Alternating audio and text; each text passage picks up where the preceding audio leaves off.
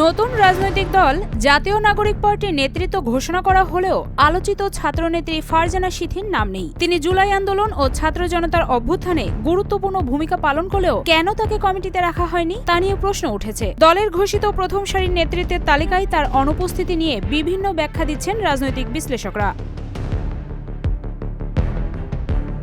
সমাজপাতায় ভেসে বেড়ানো প্রতিক্রিয়ায় অনেকেই বলছেন, দলের অভ্যন্তরীণ সিদ্ধান্তের কারণে হয়তো ফারজানা শিথিকে কমিটিতে রাখা হয়নি। কেউ কেউ মনে করছেন তিনি প্রশাসনের সঙ্গে সরাসরি বাকবিতণ্ডায় জড়িয়ে পড়ায় দল তাকে নিয়ে কৌশলগতভাবে সতর্ক অবস্থানে রয়েছে।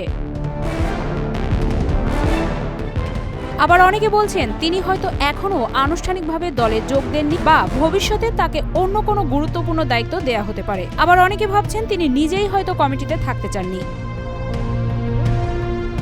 বৃহস্পতিবার জাতীয় নাগরিক পার্টির কেন্দ্রীয় কমিটির শীর্ষ কিছু পদ চূড়ান্ত করা হয়েছে। নাহিদ ইসলাম আহ্বায়ক, আক্তার হোসেন সদস্য সচিব, নাসির উদ্দিন পাটোয়ারি প্রধান সমন্বয়ক, সার্জিস আলম উত্তরাঞ্চলের মুখ্য সংগঠক এবং হাসনাত আব্দুল্লাহ দক্ষিণাঞ্চলের মুখ্য সংগঠক হিসেবে দায়িত্ব পেয়েছেন। তবে দলের বর্ধিত কমিটি এখনও গঠনাধীন রয়েছে, যেখানে আরও কিছু গুরুত্বপূর্ণ পদ পূরণ করা হবে।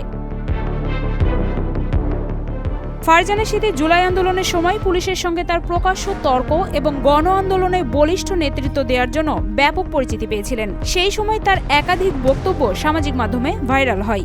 এমন একজন প্রভাবশালী ছাত্রনেত্রীকে কেন নতুন রাজনৈতিক দলে রাখা হলো না তা নিয়ে অনেকেই বিস্মিত। জাতীয় নাগরিক পার্টি দাবি করেছে তারা তরুণ এবং নারী নেতৃত্বকে বিশেষ গুরুত্ব দেবে। তবে শীর্ষ নেতৃত্বের ঘোষিত তালিকায় নারীদের উপস্থিতি কম থাকায় অনেকেই সমালোচনা করছেন। দলের অভ্যন্তরীণ সূত্র বলছে আগামী দিনে নারীদের জন্য গুরুত্বপূর্ণ পদ সৃষ্টি করা হতে পারে। ফারজানা শিথি এখনও জাতীয় নাগরিক পার্টির বিষয়ে কোনো আনুষ্ঠানিক প্রতিক্রিয়া জানাননি।